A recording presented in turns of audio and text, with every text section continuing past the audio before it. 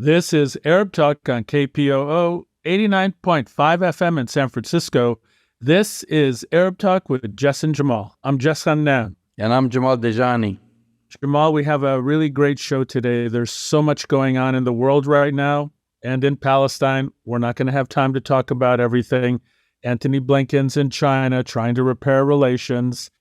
The apartheid Prime Minister Benjamin Netanyahu just announced within the last few hours that they're going to move forward with the judicial realignment, basically, that has got the entire world, including the United States, condemning the apartheid state of Israel for. In addition, the United States has been condemning Israel, together with the United Nations and the EU, against their announcement of 4,000 additional illegal colonial settlements in the West Bank. They're going forward with that. So that is a backdrop.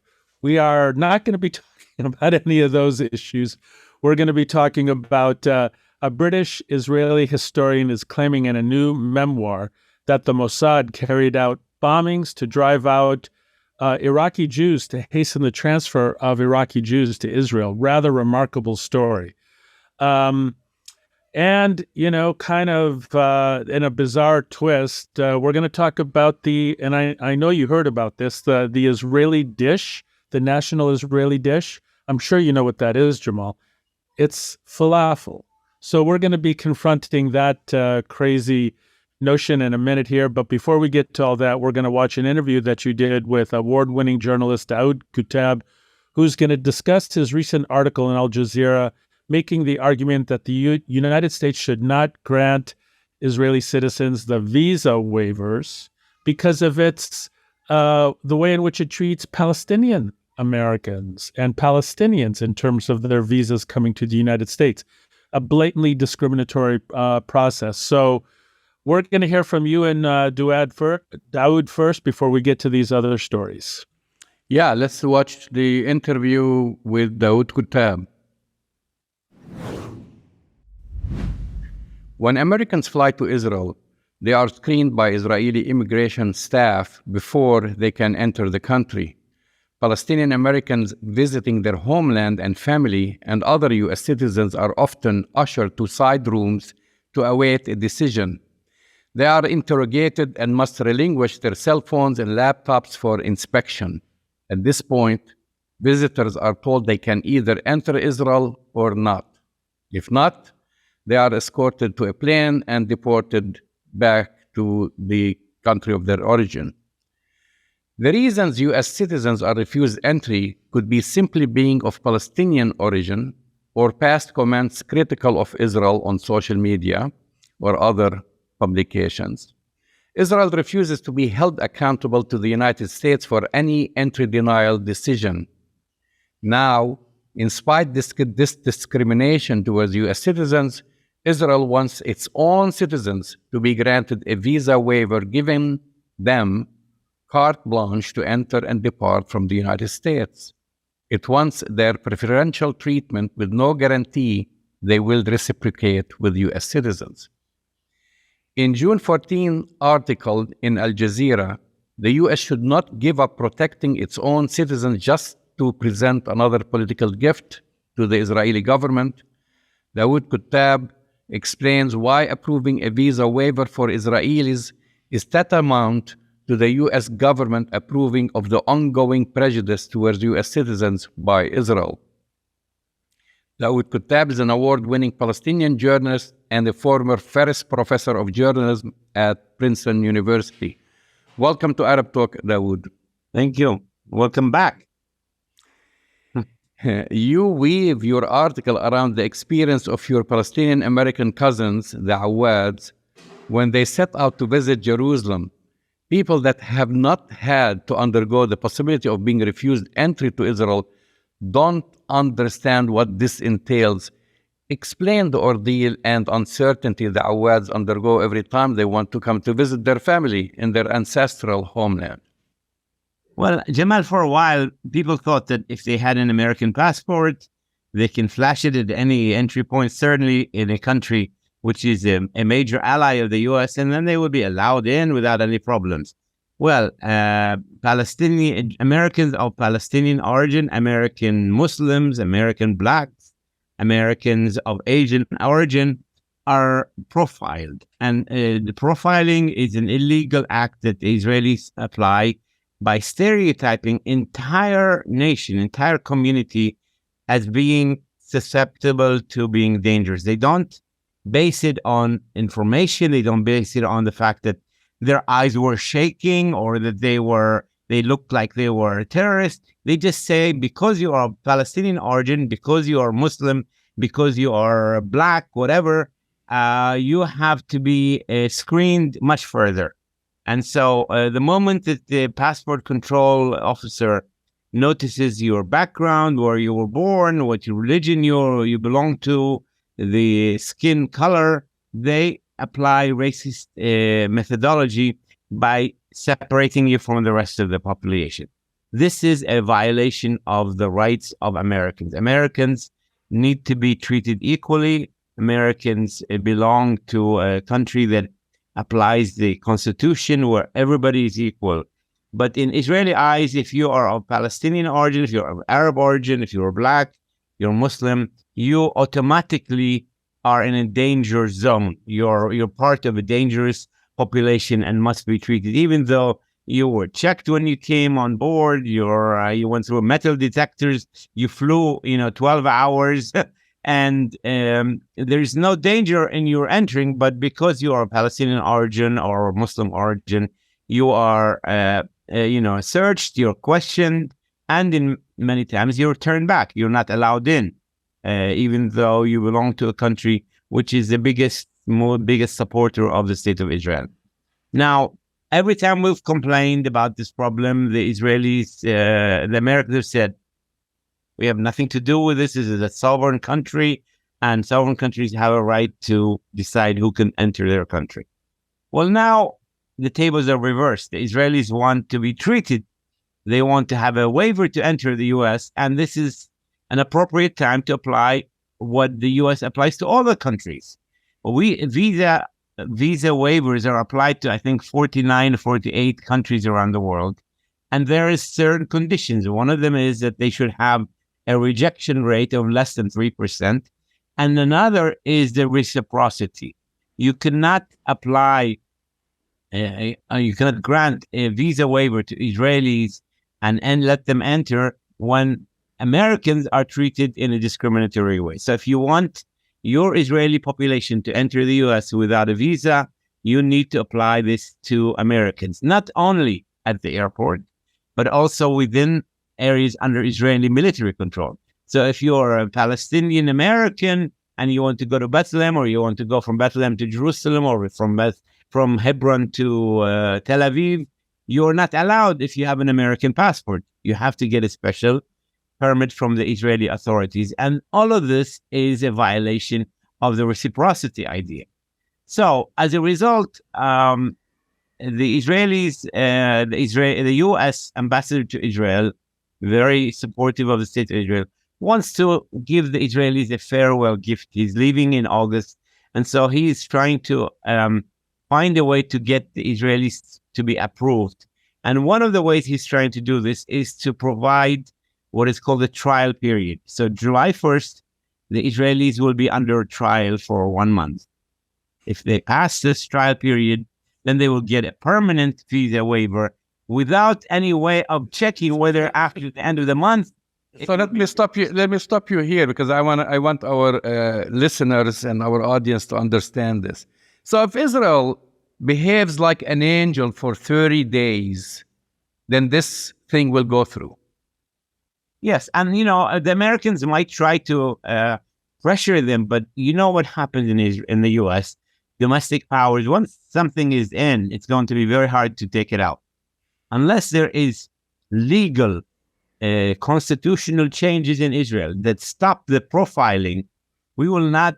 I don't believe in the acting as angel in a trial period. This would be a waste of time, and Israel will act in a nice way for 30 days, and then once they have got the waiver, then they will go back to the profiling. I mean, you're using this as this kind of precedent when you explain this. we can cite the example of, let's say, under the Trump administration, moving the embassy to Jerusalem. Now you don't see a reversal by the Biden administration. We've seen also when the United States objected about the building of new settlements, and then the settlements get built and nothing happens. Well, we have a much bigger example, the Oslo Accords, the 1993 Declaration of Principles signed at the White House lawn with the U.S. Bill Clinton overseeing the handshake between Arafat and Rabin. That was supposed to be a 5-year transitional period. It's been nearly now 30 years. So what's happening? Once you start in the temporary phase in the Israel with the state of Israel, it becomes permanent. There is no accountability. There's no way to force them to go back because there's political pressure, upcoming U.S. elections. Every 2 years there is a cycle. There's a congressional cycle, and there's the midterm election and presidential election. And so they say, well, let's wait till after the elections, and basically a temporary plan becomes permanent. So you really believe that the ambassador is trying to pull a fast one? I mean that's what he's basically trying to do, taking advantage of the timing of this. We're about a year from major campaigning to the presidential elections, and that Biden's hands are tied and he's not going to take any major action towards Israel. Look, let's stay on the waiver issue. And the waiver issue, July 1st, they will stop profiling. This last week alone, 11 Americans were returned, were denied entry. So there is no change of attitude. The Israelis have not, become converted to the need to treat Americans with equality. They're only doing this as you said, they're going to act as angels for 30 days until they get the waiver, and then they'll go back to their nasty deeds of profiling. Do we want to have Palestinians, Americans being able to travel to Jerusalem without problems? Yes.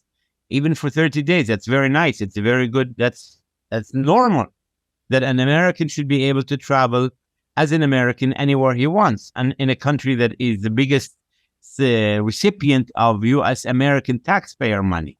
So that's true. But if this is done as a gimmick so that they can get, Netanyahu can say, look, I got you the waiver and all that, it's a very bad thing. And the Americans should not give the Israelis any advantage to any other country. No other country has been given this trial period that the Israelis are getting. They need to change their act and prove it over a long period of time, and then they can apply for the waiver. And okay, good. Why not? I want to add that Palestinians are not the only ones targeted. Anti-apartheid and anti-Zionist advocates, increasing numbers of them are Jewish, undergo the same discrimination. Some have been deported as well. We're talking about political ideology. You mentioned that this could cause other countries to treat you as citizens the same way. Can you expand on this? Well, I think if the Americans allow this trial period, and if the trial period ends and the Israelis go back to their profiling, this would legitimize profiling. It would give it a green light. It would give countries the right to say, look, Israel has discriminated against Palestinian Americans. We, the Chinese, want to discriminate against, people who support Tibet in Americans. Or every country has its own long list of causes, and they will start separating Americans of different descent based on their political agenda. This is totally in violation of international law. It's also in violation of what America stands for, which is equality. And so, unfortunately, all this is being pushed aside so that Tom Dines, the U.S. ambassador, can leave his post with a gift to the Israelis. So what's the process for this approval? I mean, most Americans, and I'm going to be frank, they don't even know about this. Or they couldn't care less, or maybe they'll care if they know about it. And so this can just go through, and most Americans don't realize that this is happening. Yeah, I mean, the waiver, U.S. waiver conditions are very transparent. All you have to do is put U.S. waiver conditions, and you can find out there are 5 or 6 conditions. There has to be security cooperation, information cooperation. As I said, the 3% minimum, maximum return reciprocity. These are very transparent conditions that are applied to all the countries. Yes, most Americans don't know about it, and but the State Department has to apply the law to everybody. And if they don't, then people can sue the U.S. government for violating its own laws. And a lot of Arab American organizations have met with the State Department, and they repeated what I said, that they have to treat everybody the same. No discrimination, whether if for Americans living in the Palestinian areas under Israeli control, Americans arriving at Israeli international borders, Americans arriving at checkpoints within the occupied territories. All these things have to be clearly guaranteed that there will not be discrimination regardless of your ethnic background, religious background, color of your skin, or your thoughts. Now, I don't know if you know about this, Jamal, I'm sure you know. There is a law in Israel that says if you express support to the boycott, divestment, and sanctions policy, the BDS, Right. Israel is obliged not to allow you in. So all they have to do is see, as I said in my article, somebody from the Bible Belt who wants to put like on a BDS post. They can say, look, you've supported the BDS by putting like on Facebook. We're turning you back. And so this is a law in Israel. It's the law of the land. Now, whether they turn a blind eye on it or not, I don't know. But how can they allow the law to stay on the books while saying, okay, we're in the trial period, we're not going to discriminate, but the law has not been rescinded, the law continues. So there is a inherent a radical problem that they have to deal with, and it's legislative, it's security related, and it's policy related. If they're willing to make genuine changes to the laws and to the practice for a period that is not more longer than 1 month, then okay, fine, they can have their waiver. But other than that, they should not be given any special status. You've mentioned a pushback by Arab American organizations. Do you have an idea how have they been received? I mean, during their meetings with the State Department, have they met with Secretary Blinken, for example? And what was the reaction? I'm not sure. I know that all major Arab American Muslim organizations involved were in a meeting at the State Department with the key people who are involved in this issue of the waiver, and they made their position very clear. I know that the Arab American Institute issued a statement. I just saw it about this issue.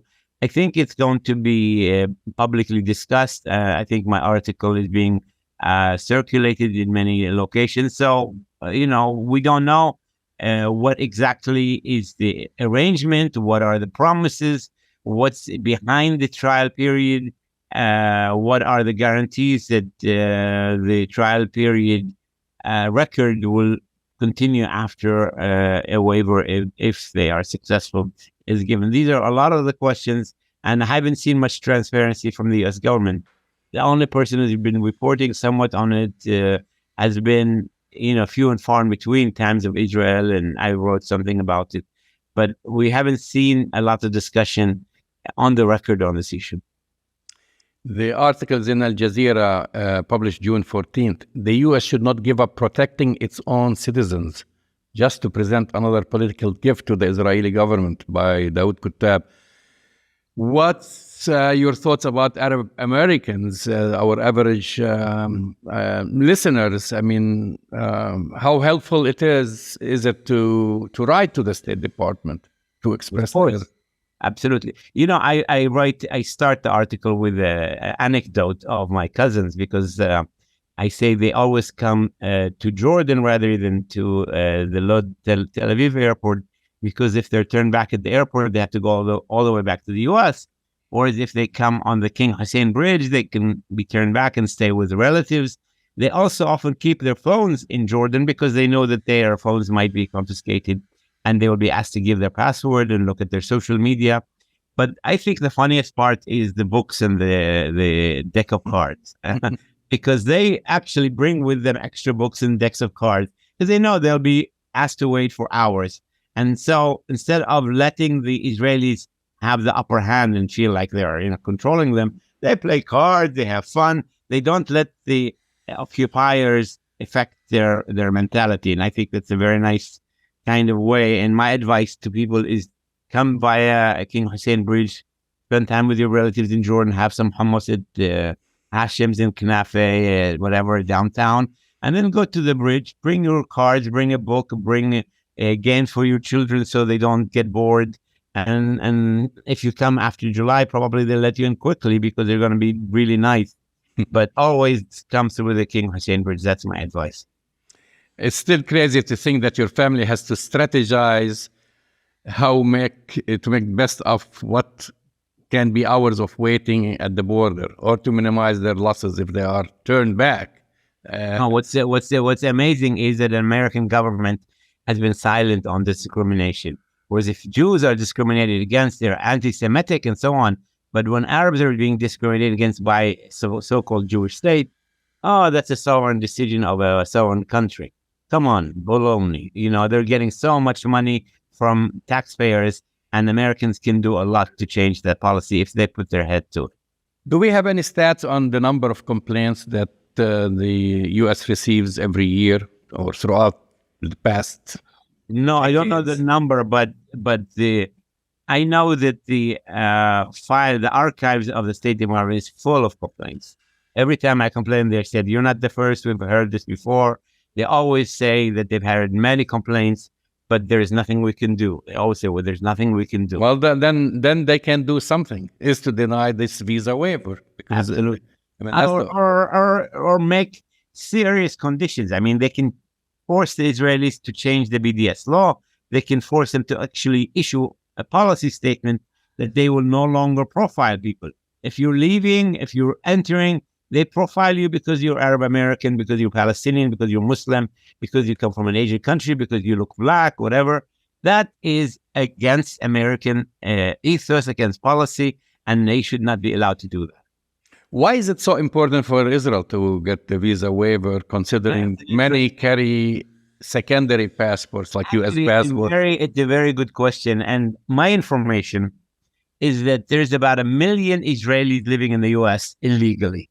And because they're living illegally, they cannot come back, because if they come back, they will never be allowed in. But if there is a waiver, then many of them will come back. Some might stay, and then because they know that they can always go to the U.S. And so it's actually a very sinister decision by the State of Israel to bring back some of the Israelis that have left Israel, and so that they can come back and live in Israel. It's a very sinister decision. So how to deal, considering Israel is in control of the land between the Mediterranean Sea and the Jordan River, and I'm talking about the West Bank, Gaza, etc. So if the United States approves the visa waiver to Israelis, assuming, what happens to Palestinians with Jerusalem IDs or Palestinians in the West Bank? Are they also going to get a visa? They will, no, not only they don't need a visa, but they will, Americans living in Hebron or Nablus who want to go and pray in Al-Aqsa Mosque or the Church of the Holy Sepulchre now need a permit from the Israelis. Supposedly, when this is passed, at least during the trial period, they will no longer need a permit. Palestinians, Americans, are not allowed to use the airport unless they get a special permit. Supposedly, under this, they will not. Now, there's 500 Americans living in Gaza. Apparently, the trial period will not include them, so they will not be given a waiver to travel to Ben Gurion and travel through that way. So that's what applies to American Palestinians. Now, does the waiver apply to Palestinians? No. There's no talk about that. Israel does not represent them, and certainly the Israelis will not push for that, and the Palestinians have their own problems. I don't think they're going to be asking for a waiver from the Americans. Daoud Kuttab, thank you for coming on Arab Talk. Alan. That's the voice in the face of Daoud Kuttab, who's discussing his recent article in Aljazeera. He made the argument, Jamal, that the United States should not grant Israeli citizens visa waivers to the U.S. due to their discrimination and mistreatment of Palestinian Americans, which has never changed. Now, the United States has been talking out of both sides of its mouth. They claim that they're putting pressure on the apartheid government of Israel to treat Palestinian Americans in the same way. But they've never done that. And Daoud articulates that very clearly. Well, just this is not a new story. I mean, the new story is that something is going to happen in July, which means there is a trial period for this visa waiver program. And Daoud articulates the reasons behind it, because you have a very pro-Israeli ambassador in Jerusalem, Tom Nides, who has been pushing to grant this as his parting gift. Actually, he's leaving. This is his parting gift. So Israel will get this privilege that's granted to few countries around the globe who meet a certain criteria, which Israel does not meet. And then, it's a trial period for 30 days, but then Israel can act perfect for 30 days. And then afterwards, they go back to their old habits, denying Palestinian Americans entry, interrogations, harassment, and so forth. And the United States is not going to reverse this decision, because the U.S. has a precedent never reversing any decision that it grants to Israel. We've never lowered financial aid to Israel, for example. We've never punished Israel because they built more settlements. We've made threats and all kinds of things, but nevertheless, they get away with murder, and they actually got away with murder, the killing of Shireen Abu Akleh and the Palestinian-American journalist Shireen Abu Akleh, and the killing of a Palestinian-American 78-year-old man. And what do we receive in return? They just recently announced that they're going to give a slap on the wrist to those responsible for the murder. And recently, of course, they killed the 2-year-old and so forth. So it's a very dangerous precedent, despite all these Israel's egregious record discriminating against Americans. We know the Biden administration is going to go ahead with it, and that's very sad. And I think a lot of Americans should write the State Department. A lot of Arab Americans should write the State Department, because Israel does not meet that criteria. Well, you're exactly right, Jamal. And we've been speaking about this for many, many months and years now, speaking about how painfully pro-Israel the Biden administration has been and continues to be. I mean, in the intro, I spoke about, the apartheid state and Benjamin Netanyahu going forward with these judicial reforms, which have been condemned by the United States and the world community. The announcement of 4,000 new tenders for illegal colonial settlements in the West Bank. Now this visa waiver program, it seems, Jamal, on the face of it, that the Israeli government is being rewarded for its bad behavior by the Biden administration. This is really, really bad. And we thought that the Trump administration, when it opened up the U.S. embassy, moved it to Jerusalem, that was a bad move. I kind of think that the Biden administration, with all of these moves and letting Israel literally and figuratively get away with murder, Jamal, is actually worse in some ways in terms of their foreign policy moves against the apartheid state. They're letting them do whatever they want. Well, I mean, there's a lot of danger in this, and this is not just affecting Arab Americans. It's affecting, of course, Americans in general, because including Jewish Americans who get denied for the simple fact of posting something on Facebook that they criticize the Netanyahu government, or calling Israel an apartheid state, which it is, because it has been identified as such by Human Rights Watch, by Amnesty International, by its own human rights organization, B'Tselem, and others. And they've been doing this, but also, just what's also dangerous about this, it sets a precedence for other countries to differentiate between Americans.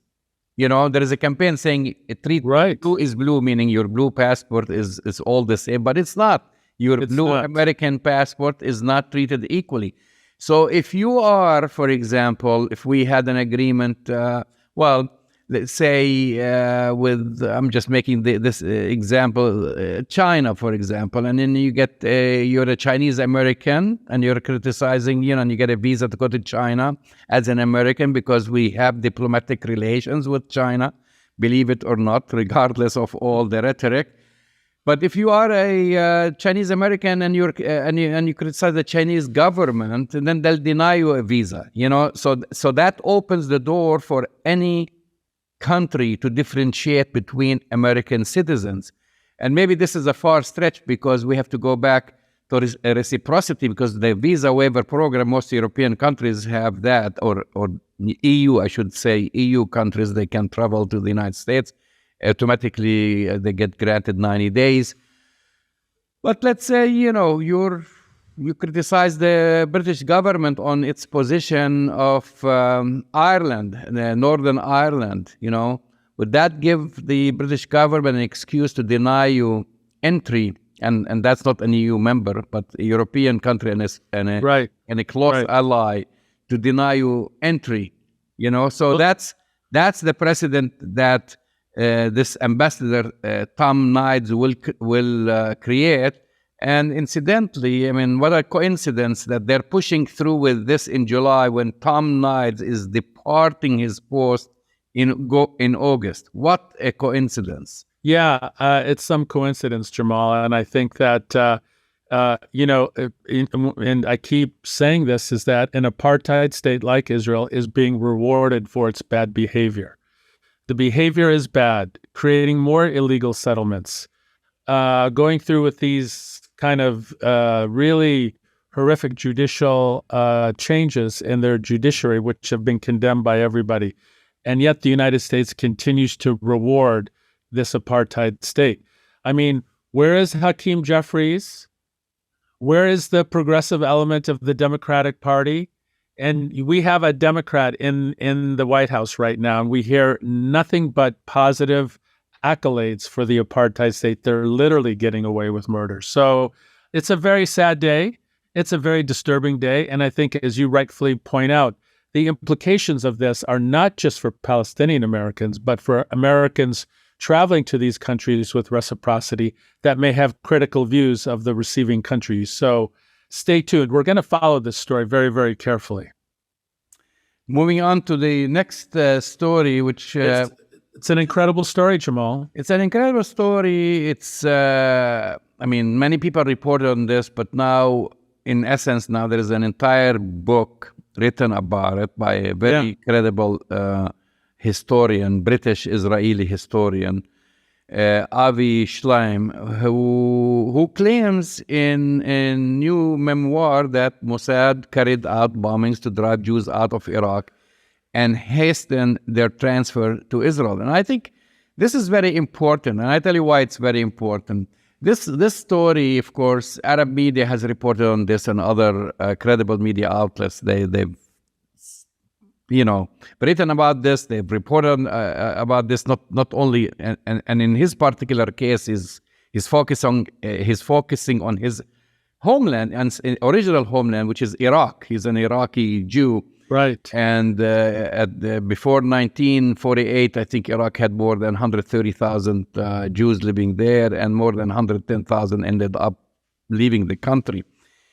But also we heard similar stories about this in Morocco and in Tunisia and in Algeria, where the Zionists at the time were spreading fear amongst Jewish Arabs who are referred to as Mizrahi or Mizrahim, that they were under threat and they must leave and come to the newly created state, and also spreading fear amongst Arabs that these Jews who are Arabs, just like Christian Arabs, Muslim Arabs, and whatever, they have become now a fifth column, almost a chapter taken from colonial Britain in India, spreading mistrust and hatred between Muslims and Hindus and so forth.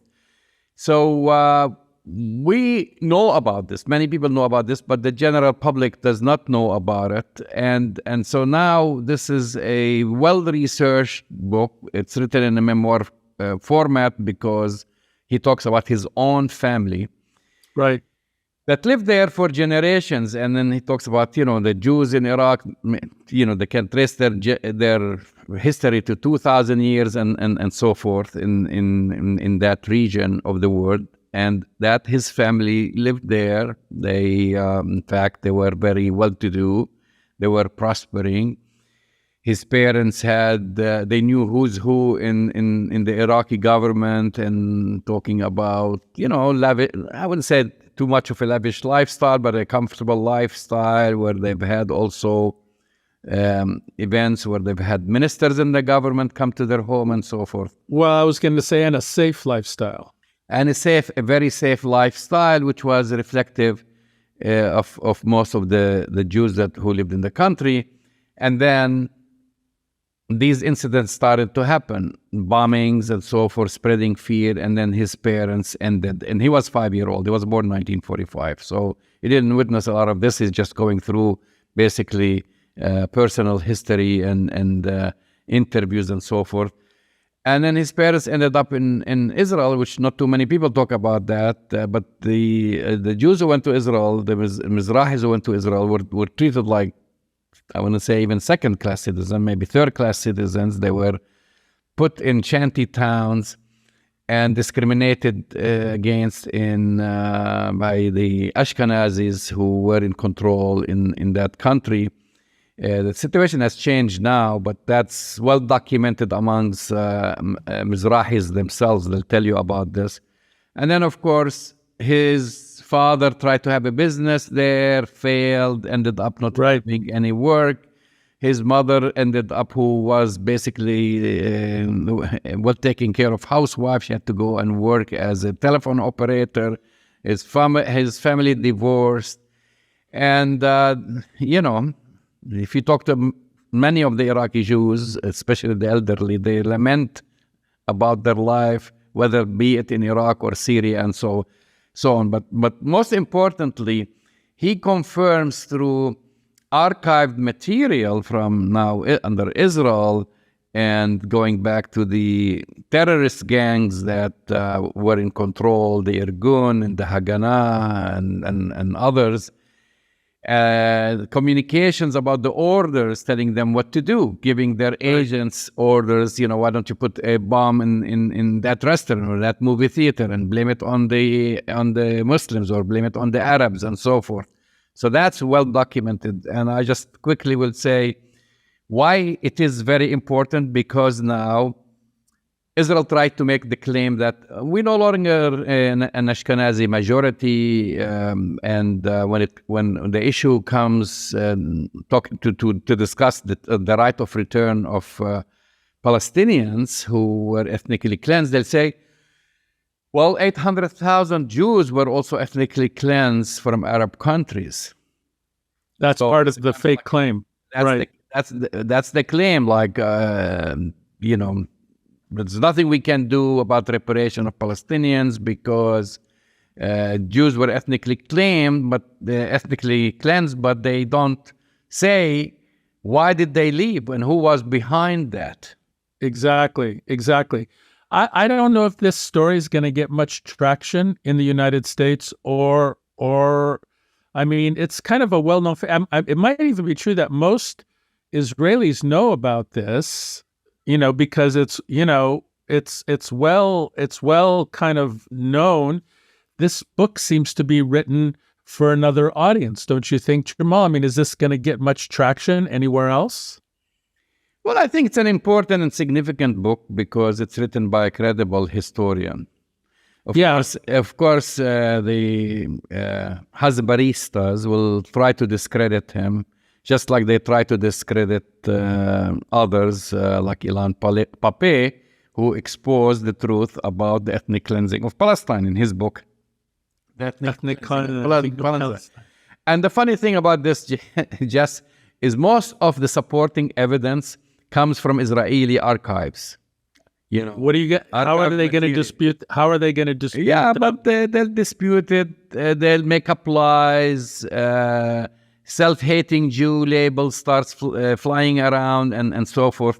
But it seems I've read the reviews, so I have to admit I haven't read the entire book. I've read some reviews, I've read some articles, and we hope to get on this show Avi Schleim. So we're gonna actually reach out to him and see if he'll come and talk. So I'm gonna get a copy, and then we try to bring him on the show because he's not basing it on anecdotes. These are documentation. There's also his own history and family's history along with supporting evidence. Yeah, it's pretty compelling. Almost as compelling as the national food of an apartheid state, Jamal. I mean, can you think of anything else? When you think of colonizers and you think of what they colonize, it's not just the land. They had tried to colonize the culture. And there's been this attempt over the decades, in addition to colonizing historic Palestine and, creating the settler colonial state, of trying to take the indigenous food of Palestine and kind of incorporate it into this crazy myth about the national food of an apartheid state. It's kind of crazy, Jamal. Well, let's decipher what you're trying to say, just because for our audience who are not familiar, but the past week or so, Israel has celebrated its National Food Day, and its National Food Day happens to be falafel. So we've been seeing a lot of posts on social media from actually embassies. We're not talking about individuals, and many of them, but also from official Israeli government posts, including the post I actually posted on my Twitter and Facebook page came, I think, from the Israeli Canadian embassy. Right. And then they have the falafel with the Israeli flag planted all over it, and it's celebrating our National Food Day, falafel, etc. So this might sound funny for it's not funny. Well, it's not. And of course they claim that they've invented hummus, and others, of course, they say hummus, not hummus. But anyway,